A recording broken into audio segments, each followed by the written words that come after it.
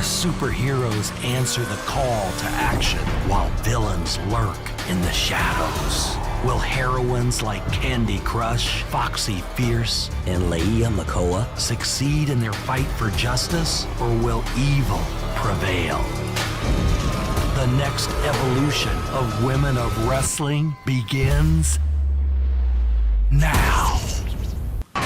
You know, and we all have our 15 minutes of fame, and I'd like to take a couple of my 15 minutes to talk about the rights and the wrongs in the world of professional wrestling. And it is for the WWE Championship. This match is for the ECW World Heavyweight Championship. 7 for the World Heavyweight Championship. The match and new NWA Heavyweight Champion of the world. We appreciate you guys coming out and taking your time to support women's wrestling in America. This match is for the AWA World Heavyweight Wrestling Championship. Welcome, ladies and gentlemen, to another episode of The Rights and Wrongs of Pro Wrestling with your host, Mr. Green, and welcome to another edition. And did you get the chance to see, or more importantly, I guess, did it air in your area, the season premiere of WOW? The all-new revamped reboot of WOW Women of Wrestling. And I say that because this is the third go-round, although looks good, but, you know, when does it not look good? WOW, generally speaking, has always had a pretty strong visual flavor to it, particularly since coming back. So, you know, I don't think that's going to be any real shock that it comes up looking okay. Some time ago, I want to say about a week back, as of me recording this broadcast, I put I put a post up on Instagram, Facebook, and our YouTube channels stating the channels that I have personally found to be airing the WOW program. Now, again, and I said this on a couple of occasions preceding that, by and large, it's the same time slot in most areas. But there are a few that vary. I mean, typically it's about 11 p.m. on the Saturday night. But there have been other instances of it airing at 11:30, 12, 1 o'clock. So you have to check your local times. And, you know, I tried to make that clear to everybody who was asking or leaving a message, or do you know if it's airing here, or do you know it's airing there? Because apparently WOW hasn't responded to them, I assume. So that's it. You have to look at your local listings. I do, again, have a set of listings that I was able to post. A lot of that came from people that I knew from the TV business that work inside of the CBS locations. So I was getting some first-hand information from the playlist about where it was going to be running, at least within that station, or the location that runs a bunch of different stations across the country. So it just so happens that kind of fell into my lap, that I knew the people that actually are in the CBS hub. So bravo for me for that. I also need to point out, and I've said this as well in a previous broadcast, there are a few WOW talents out there who are incorrectly stating that I will be on CBS. Watch WOW on CBS. We will be airing on CBS. And I know what they're doing. They're probably looking at the fact that WOW was picked up by Viacom CBS, which is not CBS, the network. Okay, Viacom CBS is the overall parenting company, and CBS the network is what we see on, you know, your broadcast stations across the country, which air stuff like NCIS and The Equalizer and so on and so forth. But that is what I call CBS proper. Okay, and they have been incorrectly telling people that, yeah, just watch me on CBS. Okay, no. WoW, and this is not a knock to WoW, is just I'm clarifying the situation for those persons, and they're probably very easy to find because a lot of them put it on their social media and put it on Instagram and stuff like that. So I just want to correct this, and without calling any names, it is not on CBS. It is not on CBS proper. It is on CBS affiliated stations. All right? Which means there are some independent networks across the country that do have some ties, however loose, to the CBS Viacom family, and they pick up a lot of syndication and things like that from them.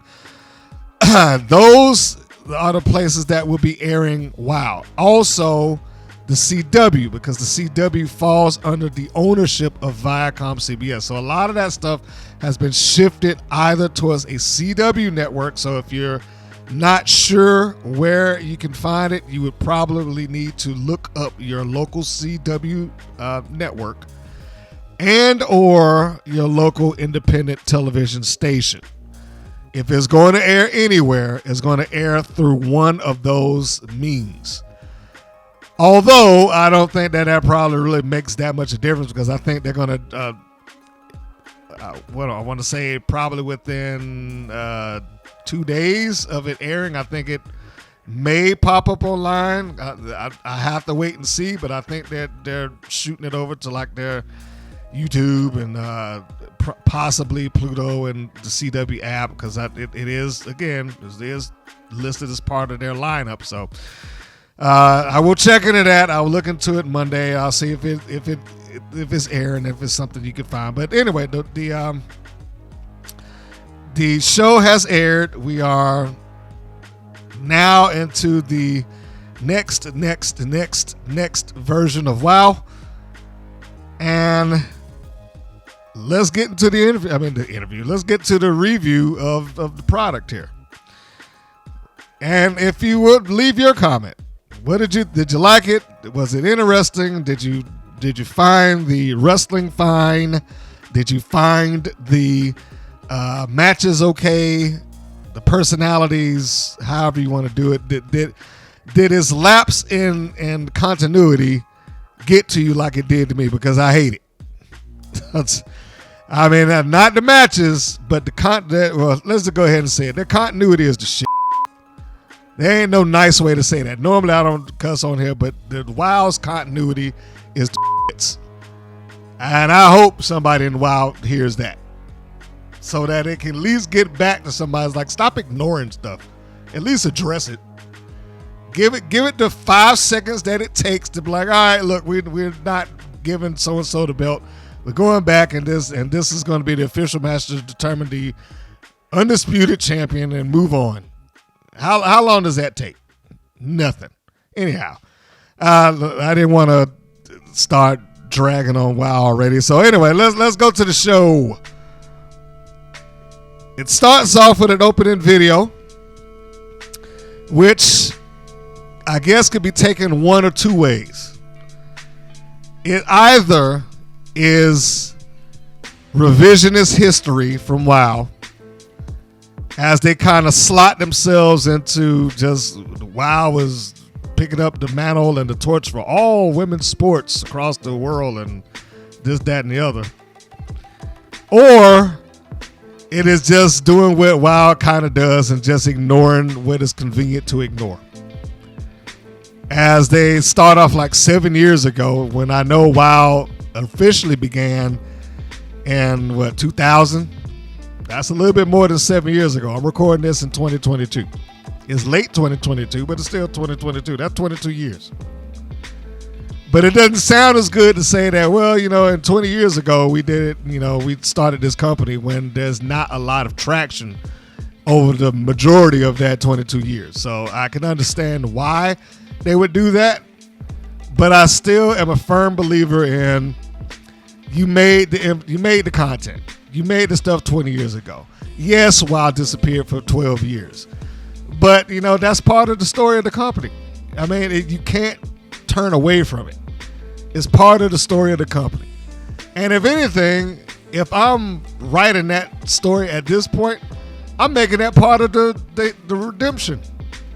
Wow went away. It went under. The world wasn't ready for this when we decided to give it to. We were pioneers. I mean, there's probably 1,000 ways to make the failure of WoW in that time frame come off as ahead of its time, 20 years too soon, whatever, however you want to phrase it. There's ways to put that out there to the public, like, okay, look, it tried, and now we're bringing it back.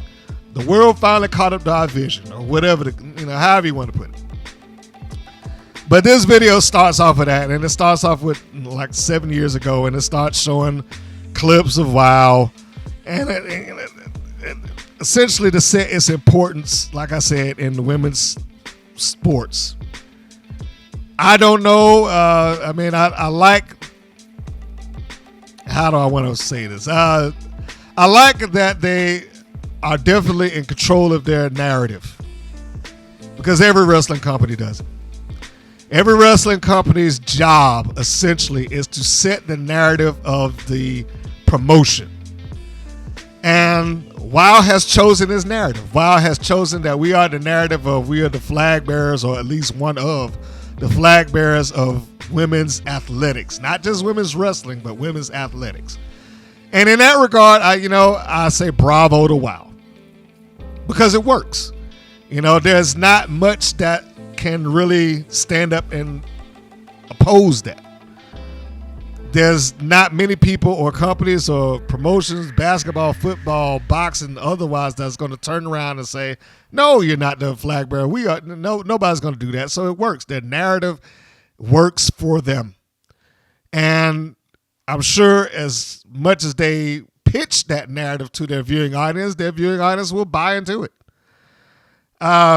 It's not any different than what Vince McMahon does, or I shouldn't say that present tense. Vince McMahon did past tense with I'm just tripping over myself, with the WWE.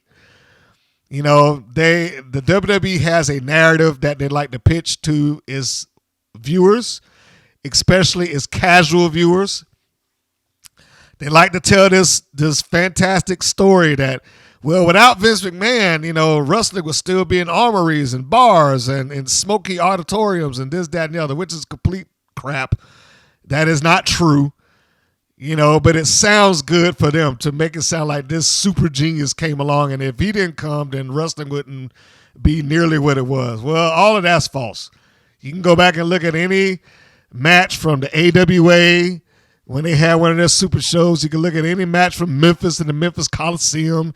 You can look at WCCW, World Class, in Texas, and see them at a stadium. These are all things that took place before WrestleMania came around. So, no, Vince McMahon was not responsible for taking it out of that. But the point being is that they created their narrative and they stick to it.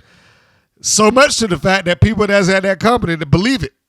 So that's the only thing. If you're a wrestling fan that's out there, it's fine. Absorb the narrative. Is cool. It's their story. So anyhow, the video ultimately is there to create a reset of WoW all over again. It goes to David McLean opening the show, which is what he always does. I wish I had done this ahead of time. Or I wish I had thought to do this ahead of time. I had created a list. Somebody asked me, well, if you were doing it, what would you do?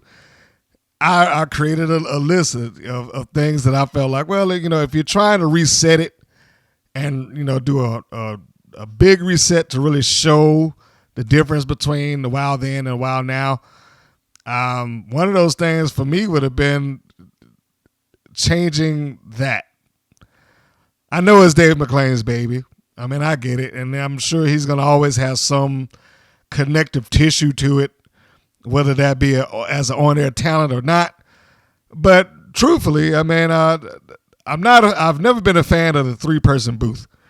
So one of those things that I've written down, and I might just go ahead and produce this video anyway, is I would remove David McClain from that.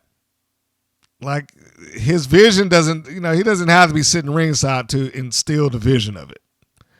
Stephen Dickey and AJ Mendez would be enough. You know, Dickie has done this long enough to where I'm sure he understands what David McLean would want out of his broadcast. And you brought in Mendez. I mean, and I know if she's going to be there as a commentator, get your money's worth out of her being as a commentator. Let her really shine. And it's hard to do when you're jockeying between two other people. So that would have been one of the first things. Like, you know, welcome to, you know, get somebody else, you know, let the ring announcer do that. They got a new ring announcer. Let her do the whole spiel, welcome to WOW, and have your two broadcasts. But, you know, that's not a here nor there. That's fantasy booking. So anyway, we see the announced team of Stephen Dickey and AJ Mendez. But what I was really kind of disappointed about is that they didn't give any sort of special build-up or introduction to her. I mean, it's AJ. I mean, for a lot of you people out there, it's AJ Lee from WWE, former Divas champion. She hasn't been in the wrestling sphere for about 7 years, I think, somewhere along those lines. This is a perfect opportunity. Now, I will say this. Them not doing anything on week one with her is not a big deal because you can't advertise, hey, we got to interview her. But if they don't have within the course of this season some sit-down interview with her, because that would have been the first thing I'd have been doing. Like episode 1, somewhere in that, I'd have had the advertisement that, and for the first time, fans, in 7 years, she sits down and talks about her life, her career, her wrestling, why she walked away from it, why she came back. That would have been the thing. And I would have probably built up to that for 2 or 3 weeks. Because I know that there's wrestling fans out there that want to hear it. And it doesn't have to be a shoot interview, but it just needs to be real. And if I do not see WOW doing that, I would be vastly disappointed. I know that they're going to try to treat everybody else in there like they're the stars, and they are. You know, they're the stars of the show, but, you know, use every tool that's in your tool belt. And right now, one of the biggest tools that you have is AJ Mendez. She's one of the biggest names that WOW has ever had. Ever. In the 20 years that it existed. She's probably the single biggest name that has ever walked through those doors. And I cannot imagine in any realm of logic why you would not use that. The introduction with Dave McClain also leads itself off to the opening of another tag team tournament. Surprise, surprise. This is the third tag team tournament that exists for a while, I think. Oh, boy. I knew that this was going to happen. And again, this is the reason why I wish I got my last review out there a little bit sooner than I did. I was having some uploading issues. But one of the things I was asking about within that podcast is like, okay, we just watched the entirety of the unaired season. How much of this unaired season is going to be completely dismissed and ignored? And sure enough, you got 2 major plot lines, possibly 3, that are just going to be completely done away with and ignored altogether. That's why I started off with this saying that the continuity is I'm not going to cuss again because I have to find where I'm bleeping these. But their continuity is terrible. It is terrible. As much good as I can say about that, there's the bad like that. The continuity sucks. So we got another tag team tournament. Why do we have another tag team tournament? Well, you can listen to the full review on the last episode, the unaired episode 32 season finale. But the long and short of it is that I said that it's very unlikely that Fire and Adrenaline are going to return because they kind of got their boots on with AEW right now. But B, they didn't even carry the championship. They lost it on the last episode. Well, the second to last episode, I believe. Is it somewhere between 30 and 32? So one of the last 3. I can't remember off the top of my head.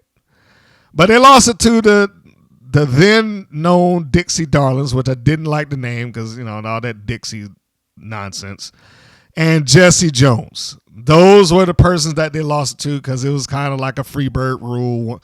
Any two of the three could get into the match, and they won the titles. They were officially announced as the champions. Regardless of whether they cheated or not, they officially won the belts. And they left. And all we were left with based on that was, well, Fire Adrenaline, you guys deserve a rematch and we'll get it to you as soon as possible. Well, that ain't happened and it's not going to happen. And then the Darlings, according to their message back to me, are not affiliated with WOW currently. So now they're not in the picture. All four members who were part of that, with the exception of Jones, I should say, because she's the fifth, all four members that were a part of that tag team championship scene are no longer there. So now we're back to this. Another tag team tournament. Well, we got to start from scratch, go all season long, and let me guess, probably episode second from the last, they'll finally have a winner, and then the major championship will turn on the final episode. We'll see if I'm right. So we get this, and we start off with the Tonga Twins, who are a new team to the company, and Chantilly Chella and Randi Rah-Rah. Randi Rah-Rah, who is not the original Randi Rah-Rah from WOW 20 years ago, just another Randi Rah-Rah cheerleader who's sharing the same name for some unknown reason. And with Chantilly Chella, who I wish they just let her use her real name or give her another one. Well, I shouldn't say real name, her working name outside of WOW. I just be Raylyn. Just that being named after a popular event is just, that'd be like me having a wrestler coming out in lederhosen and calling it Oktoberfest. It's just stupid. So, not to go and review the entirety of the match, the Twins did fine, assumably for one of their probably first real wrestling outings. But the ref makes little to no effort to even attempt to make this look like this. I'm trying to maintain rules. I mean, they all over the place in this. They're back and forth. He's not doing any counting. He's just standing there like an idiot, watching them run back and forth, beat each other up. And then the Twins win the opening round of the tag team tournament by catching Randi Rah-Rah in a Samoan drop. Boom, 1, 2, 3, middle of the ring. Nothing really horrible here, but it does go back to an old WOW trope. But I guess in this instance, it would be unavoidable. That WOW trope being, if you're debuting with the company and they give you a whole lot of, build up, chances are you're going out there and losing. So they didn't give either one of these teams a whole lot of build up, but 3 of the 4 were debuting. So I was like, all right, well, somebody got to lose. And not only did Randy, the team of Chella and Rah-Rah lose, but Rah-Rah took the fall, the one that is the introductee into WOW's sphere. So I'm going to make a guess that her trajectory in this company is going to be a pretty low orbit. They've already determined that Chella is not going to do much of anything either.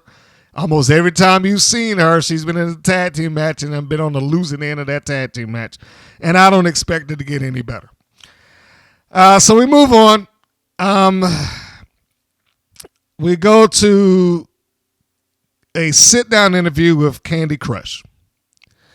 Kandi Krush, who is or was a boxer by trade, is now sitting there explaining her life and her boxing history. This is good. I mean, you can never go against what they do with the building of their video packages. The editors, the persons that shoot it and create all these things, they generally speaking are very good at what they do. It is easily digestible. It's not like it went all over the page and that you can't understand what she's talking about. It seems like there's a lot of that is designed to make you feel for her.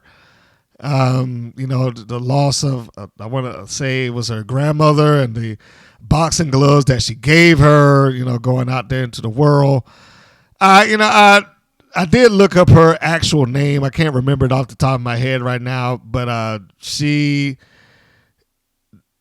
has a pretty short boxing career. I want to say that is, when I looked it up online, I want to say it's 2-0.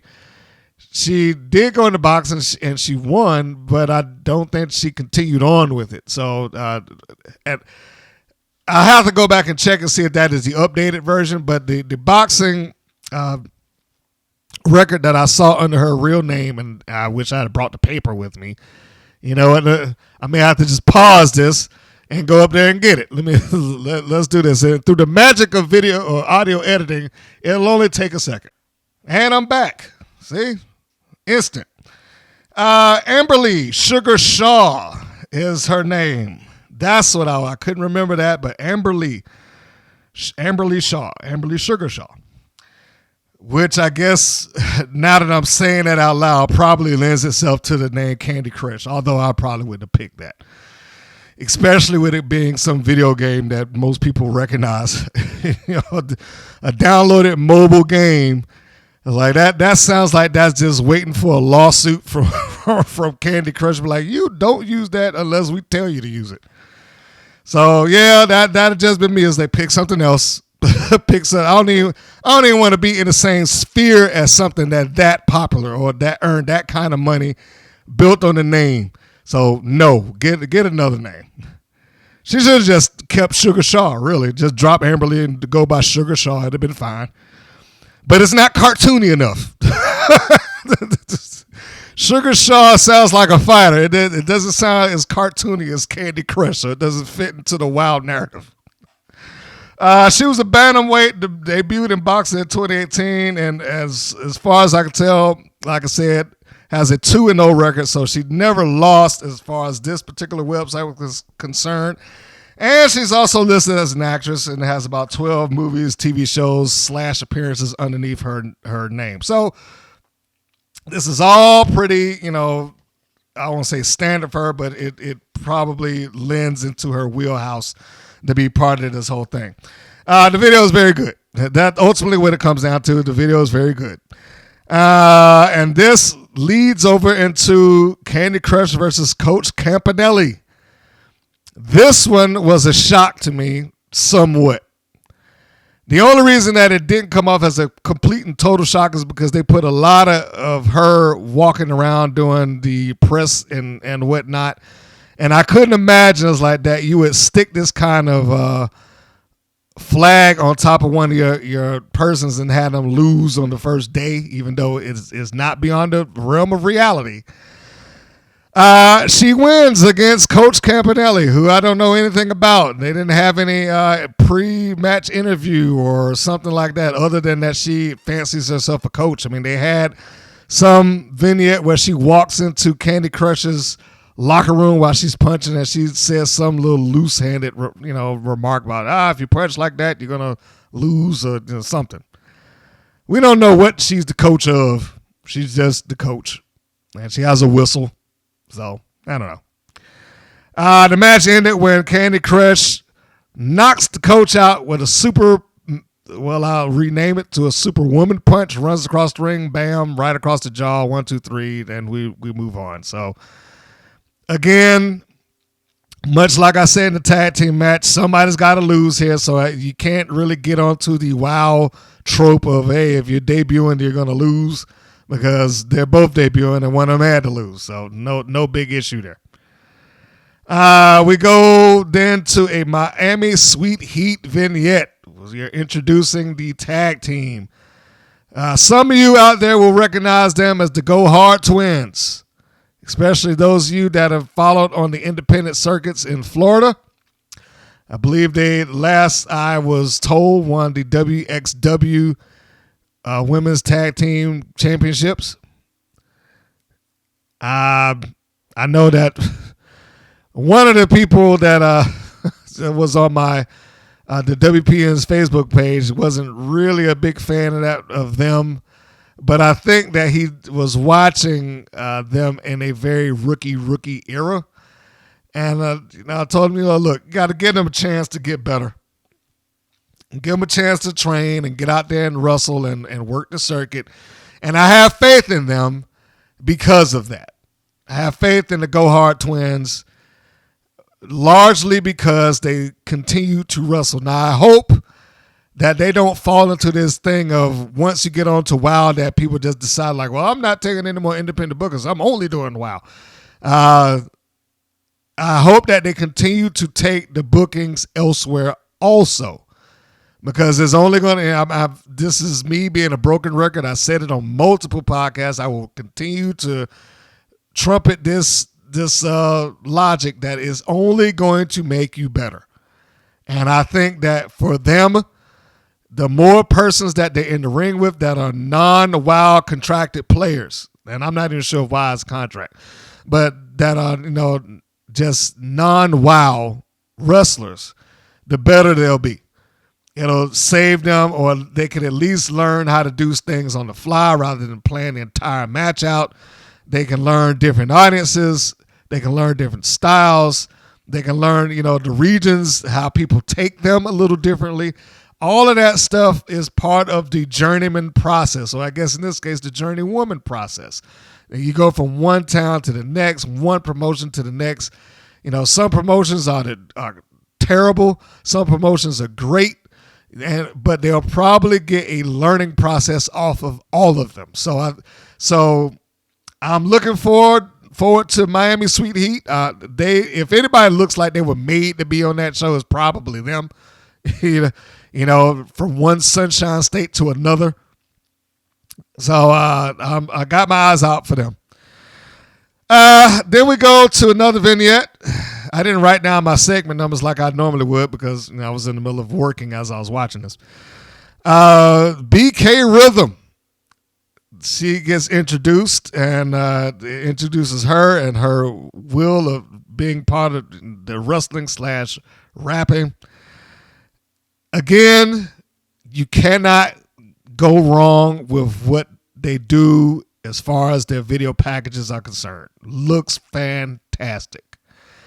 Made her come off like a legitimate star, and it was a big drastic shift in tone from what you got with Kandi Krush, which was more personal, more, this is my life, this is what my new love, and I'm trying to make this wrestling thing work. I mean, of course, that's not verbatim, but you get the point.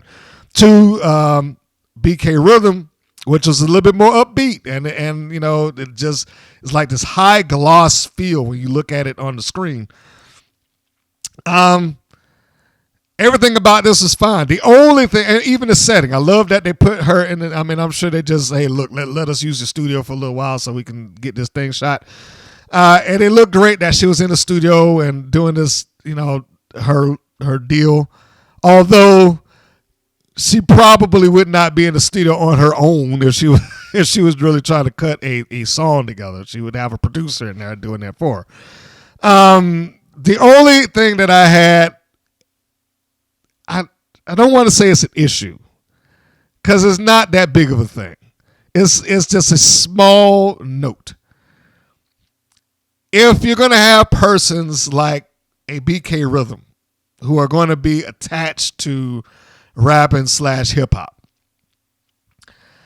I would have liked because she did do somewhat of a freestyle there. I would have liked to have some people who actually do that. Not just rap it, but, actually do acapella freestyles and produce the music, be on hand with it. I mean, like some people within her region, because hip hop is much like wrestling and it is not a one size fits all.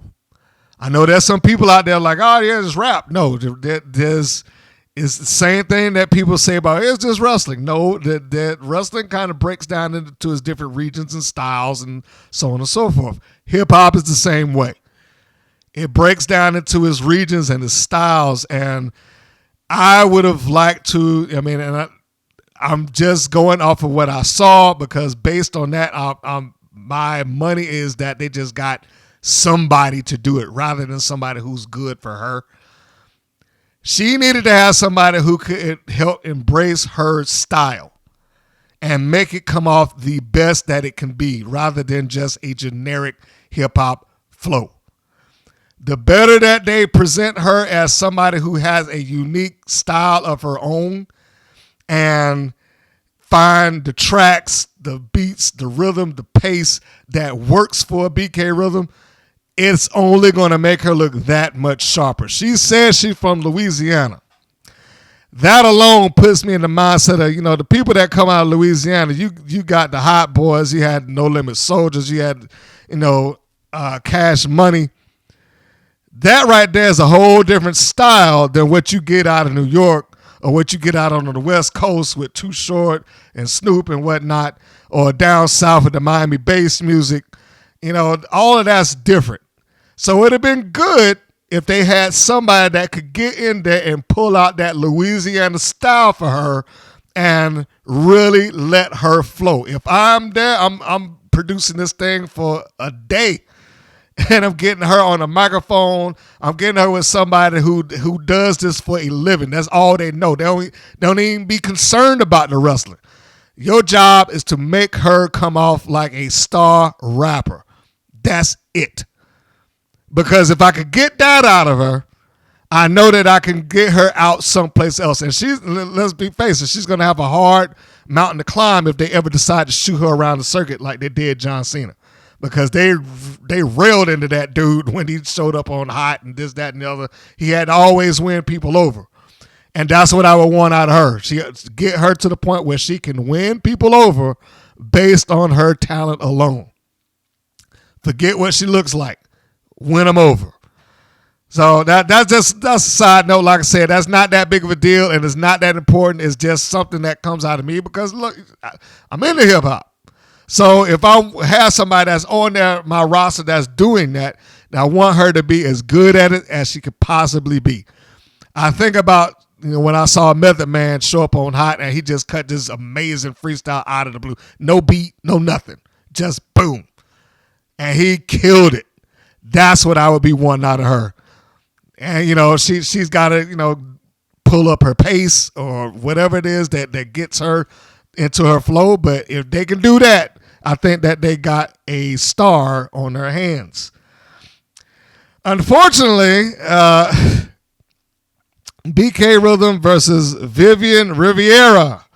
And despite the big star treatment that they gave her, she lost. Not what I would have done, but, somebody's got to win, somebody's got to lose. And I said in some prior podcasts, just because you're debuting does not guarantee you a win. That much is true. And being that this is all new, what can you really say? I just hope that this loss is not the loss that defines her and that she is able to go forward and make people forget about it. That would be the thing that I would aim for with that.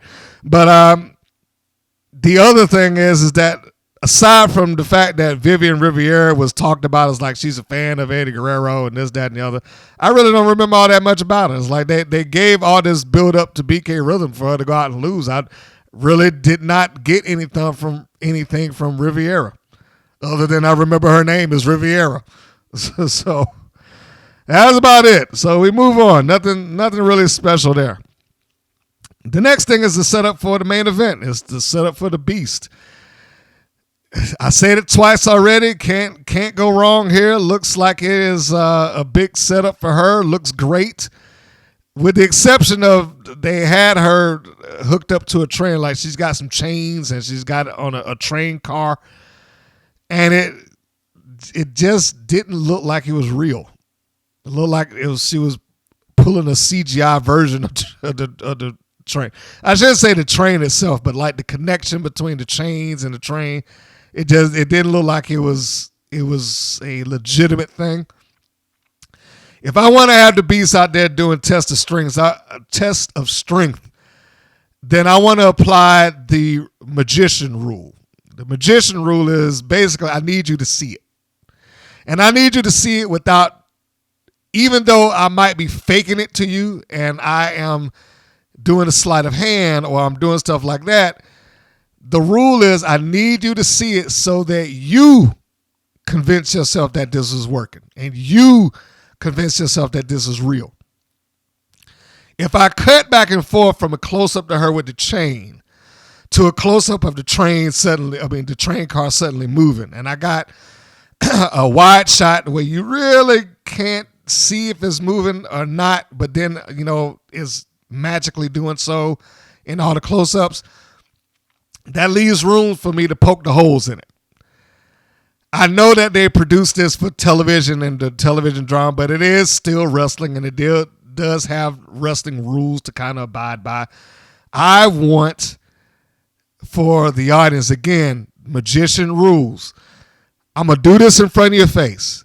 I'm going to ask you to examine this. I want you to look at this from top to bottom, from left to right. And even though you know that I might be tricking you, you leave questioning where was the trick. That's what I was like, shoot it like that. Even if the last fraction of that train was off the screen and they got 3 or 4 people pushing it or whatever, I just need you to have a little bit of doubt. Like, holy crap, that woman's strong. Here, it was produced well, and she looks fantastic. I can definitely understand why they, attach their wagons to her as far as somebody that they think they can make a star.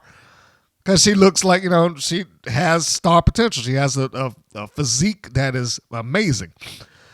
But I do want people to question it. I want them to legitimately believe that, man, that woman is just bionic or something,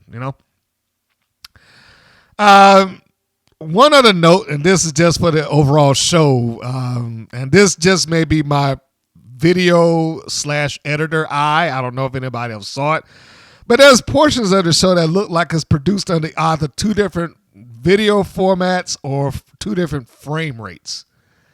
Like, there's times when it looks very glossy and high end and a lot of light and a lot of color and stuff like that. And then there's times where it seemingly reverts to like film.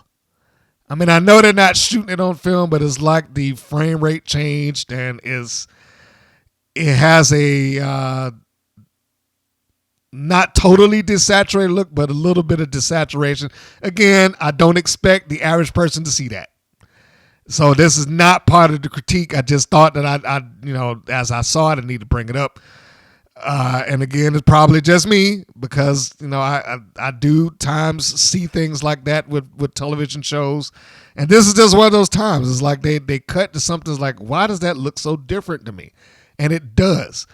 So if you happen to see it, particularly during the Beast and the Gambino match, let me know because, it's just my eyes or, somebody else.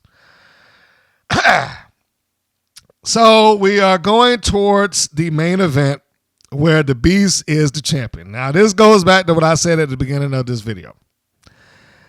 This completely ignores the loss to Tessa Blanchard. And I can go ahead and say it because it was shot 2 years ago. And if you hadn't seen it by now, it is on their unaired stuff. It's not like they're trying to hide it. And they didn't acknowledge it. There lies the problem. It's not that the Beast is still the champion. It's not that they even have to go into a tag team tournament. It's just that let's just do it. And without any explanation, let's just do it.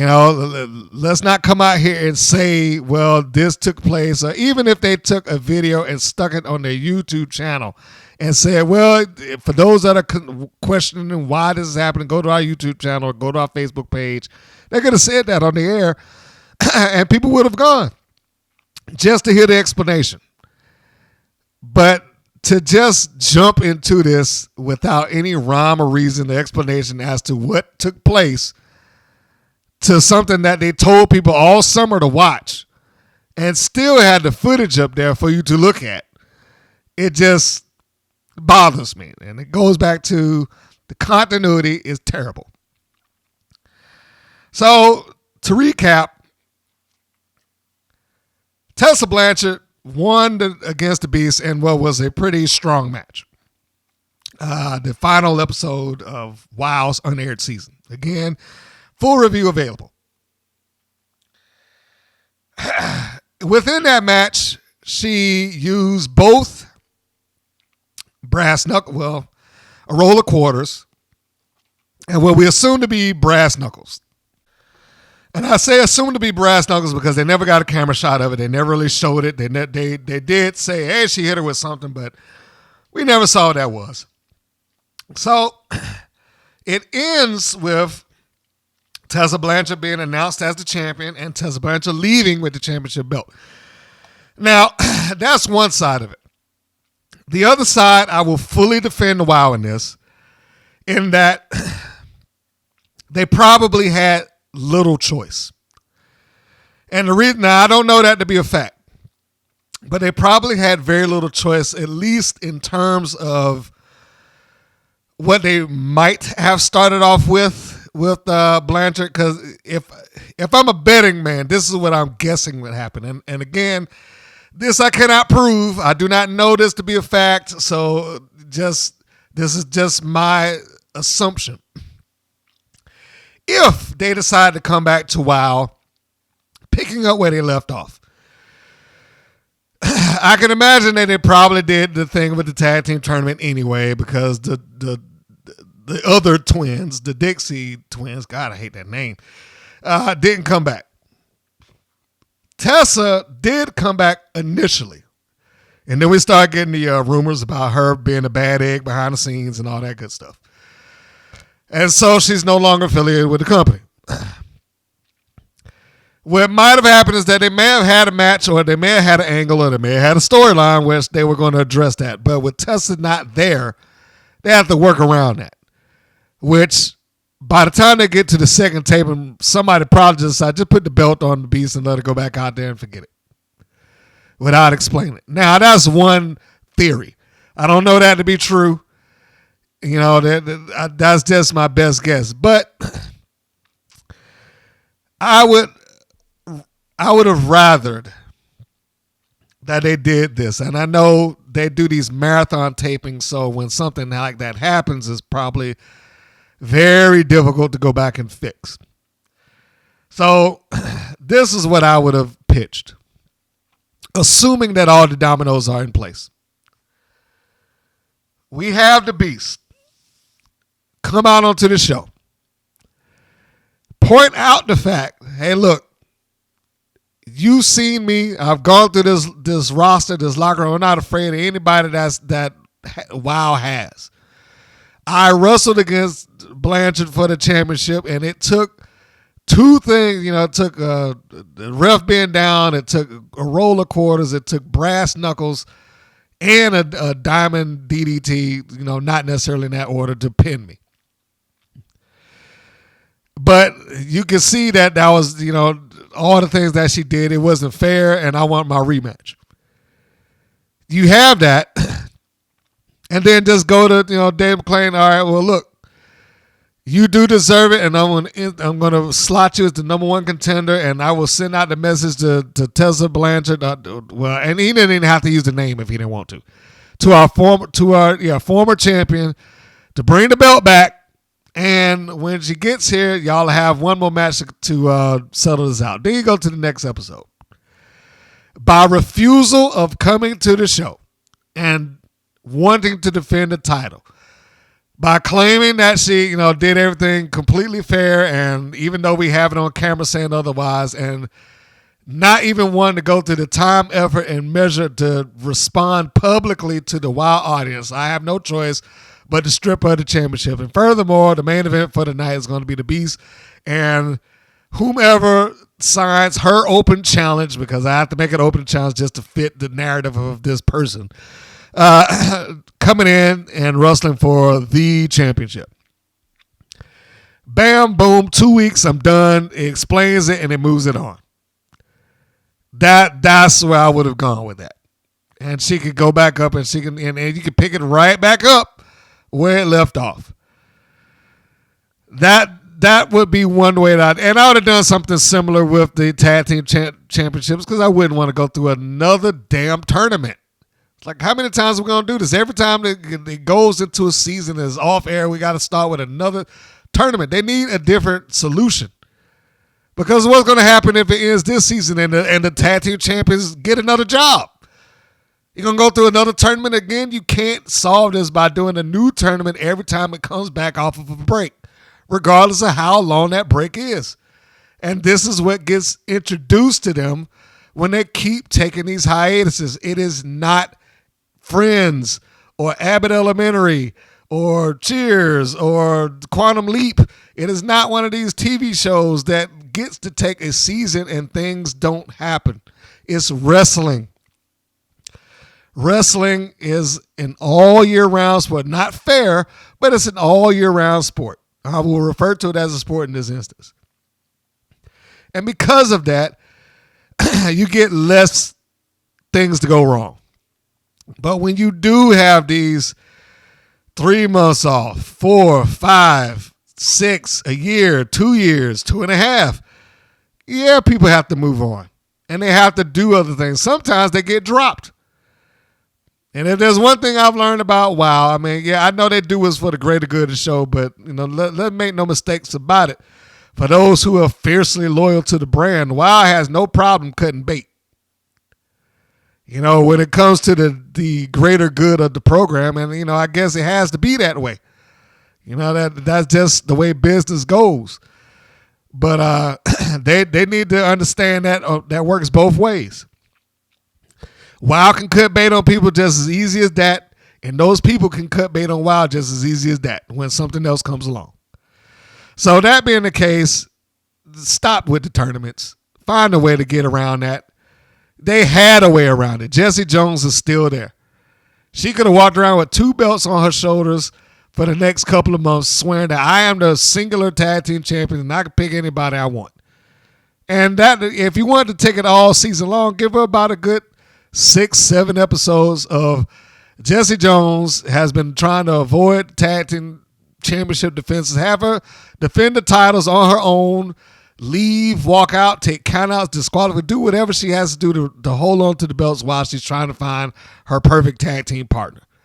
That's a bunch of TV right there.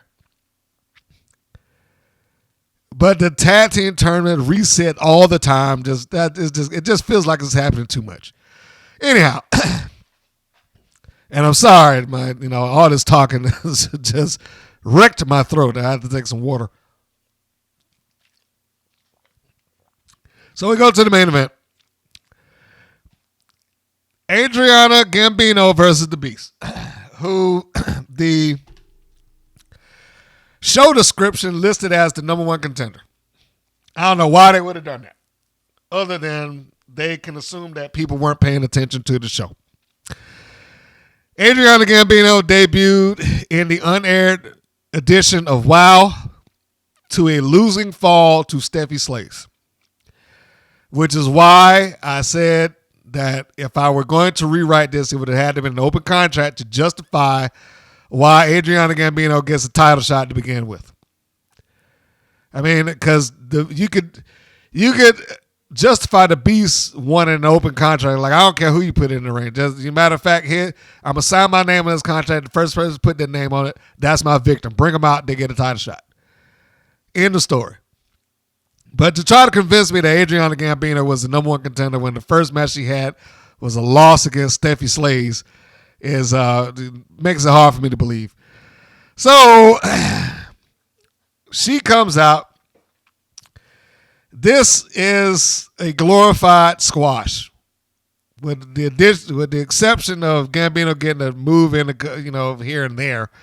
It's more or less a showcase for the Beast. The Beast wins. Beast bomb, 1, 2, 3. Yay, she gets it. And then she's attacked from behind by Venomous, who is no longer going by Venomous. I forget it was Sienna Del Rey's. I don't have the paper in front of me. So as far as this review is concerned, I'm going to call her Venomous right now until I can find her name written down. Matter of fact, I think I do have it written.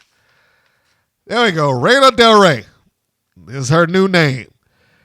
And this is what I was talking about the last time, is that when she was Venomous and she had the match with the Beast, should have been presented as the one true threat that the Beast can come up against.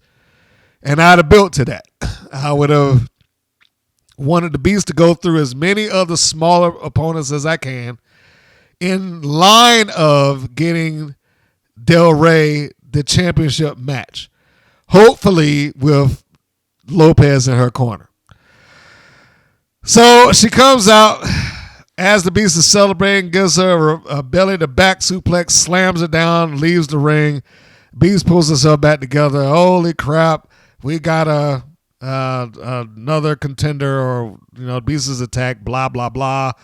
And we go off the air.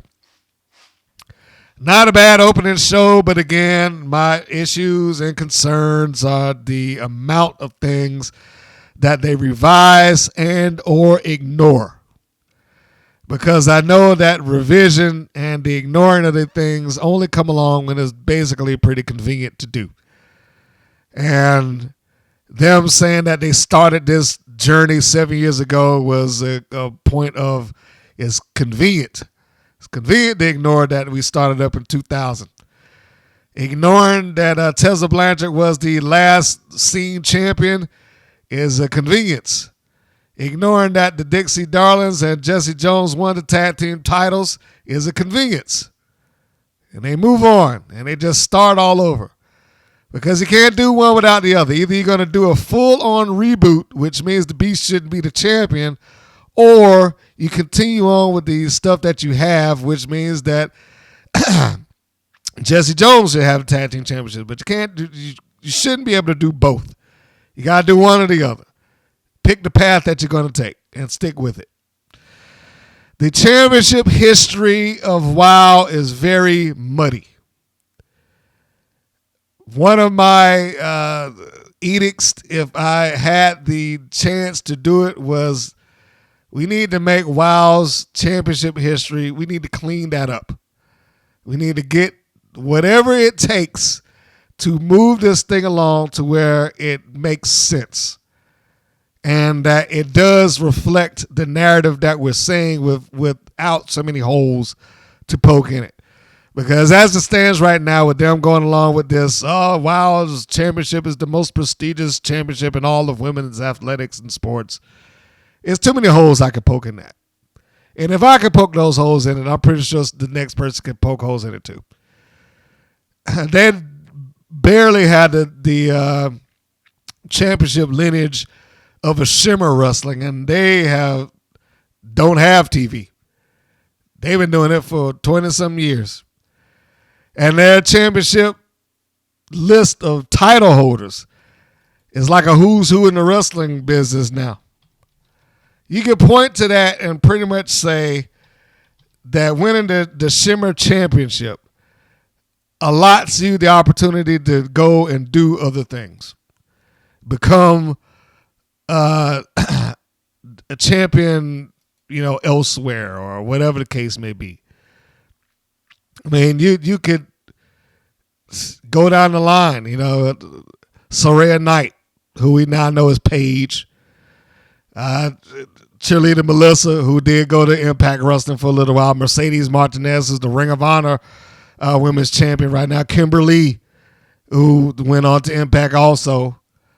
There is something to be said for the persons who came into that company, won the championship, and then moved on to what we would call bigger and better things. And you might be able to say the same thing about some of their tag team wrestlers.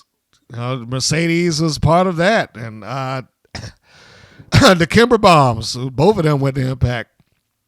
The Queens of Winning, Courtney Rush, Sarah Del Rey, and Del Rey went on to be a trainer in WWE. I mean, that.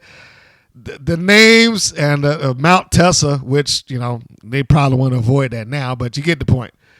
Team Slap Happy, Heidi Lovelace, who was, what is her name? Ruby, I was going to say Riot, but it's not Riot anymore. But you know what I'm saying. I just drew a complete blank on her last name. I don't know why. I just did. Ruby Rose.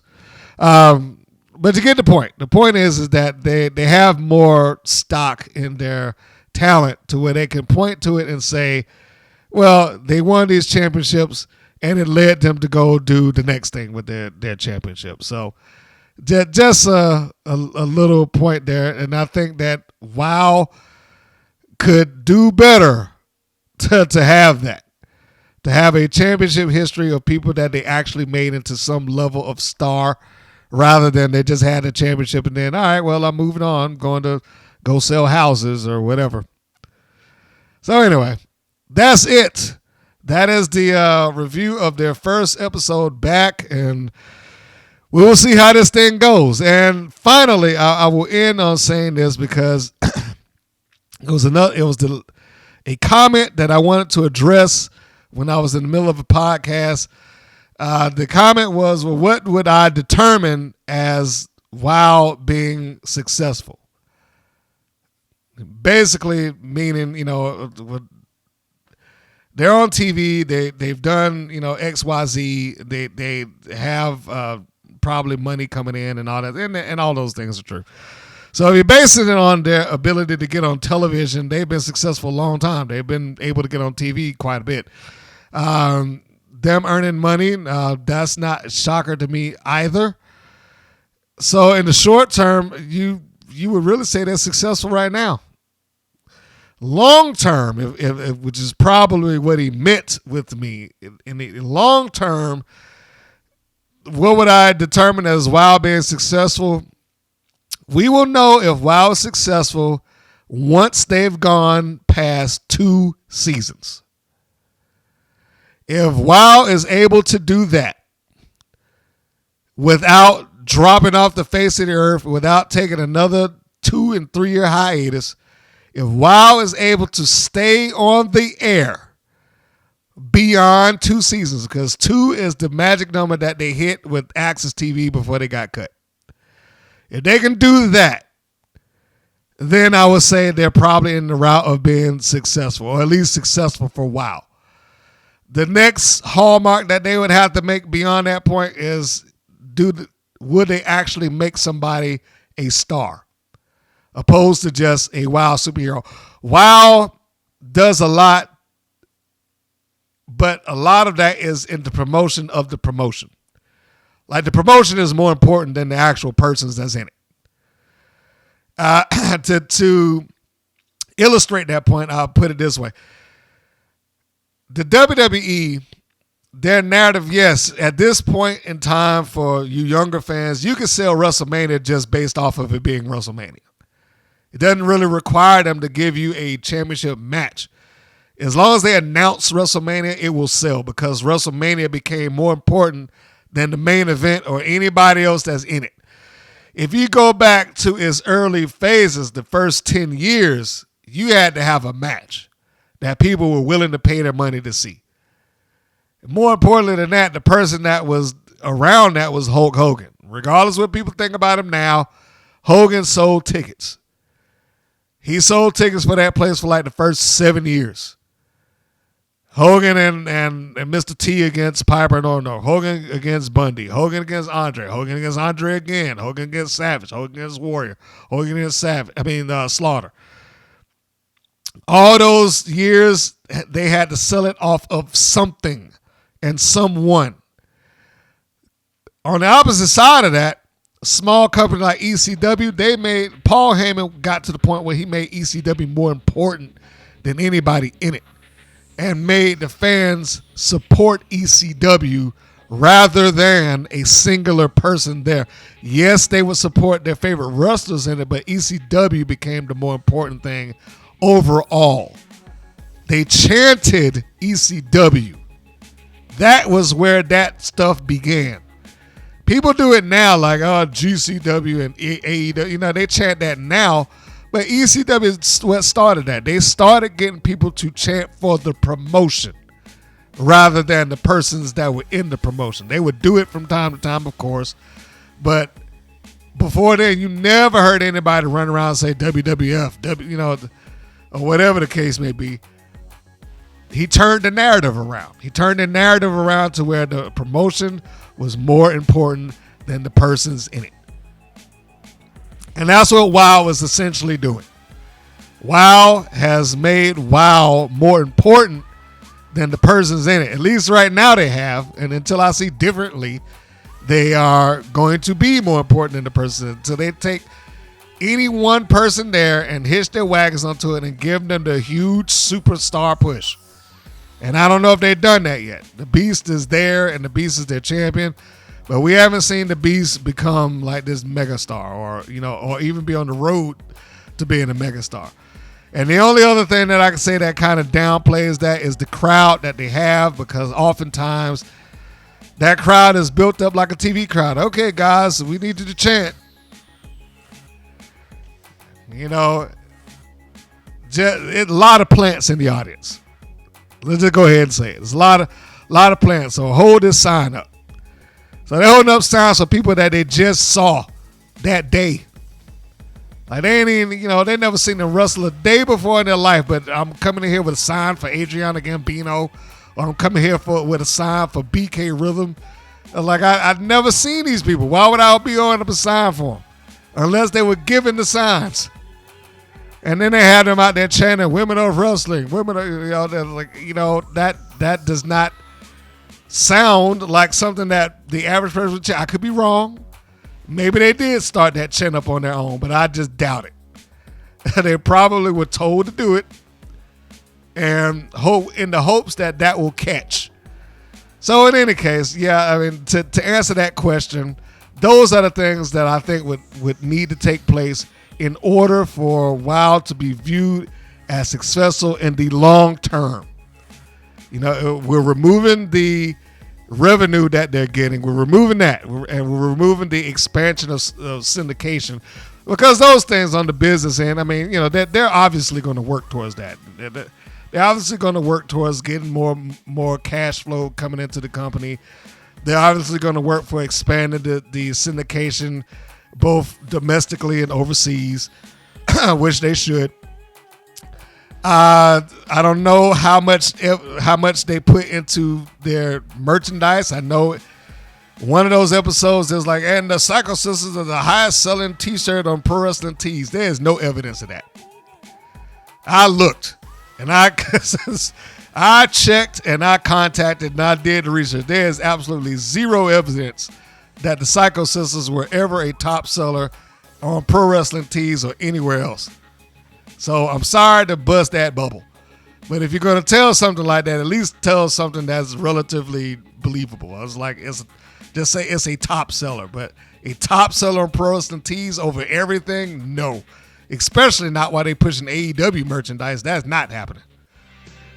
So anyway, I'm veering off of the point. The point is, short term, cash flow, expansion of their network of stations that's running the show here and overseas. Those things are obvious and big deals for them. But the other side of that, if we're just talking about on a creative end and as far as the public is concerned, get it beyond 2 seasons and see what kind of star maker ability they have. Those are the two things I think you should keep your eye out for. Those are the two things I think will define what WoW is as a wrestling promotion, if anything, to get it past 2 seasons. And then we could talk about how successful they are or whether they're going someplace else.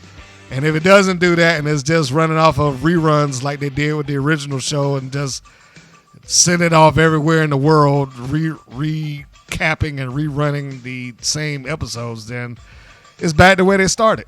So, yeah.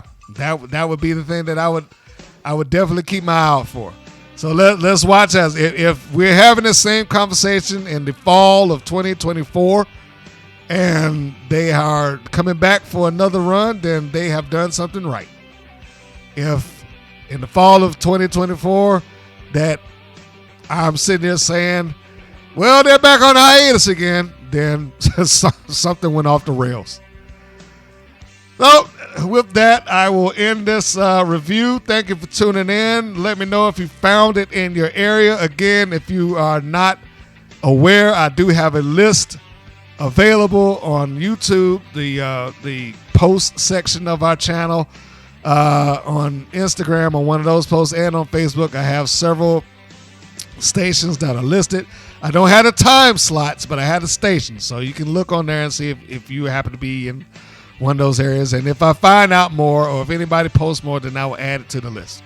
So with that, folks, this is Mr. Green saying that this is Mr. Green saying so long, and I will see you on the next go-round. Take care, everybody.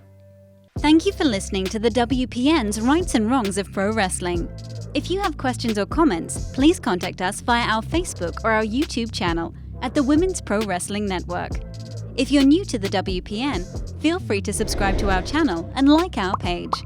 We appreciate your support. Thank you again for listening.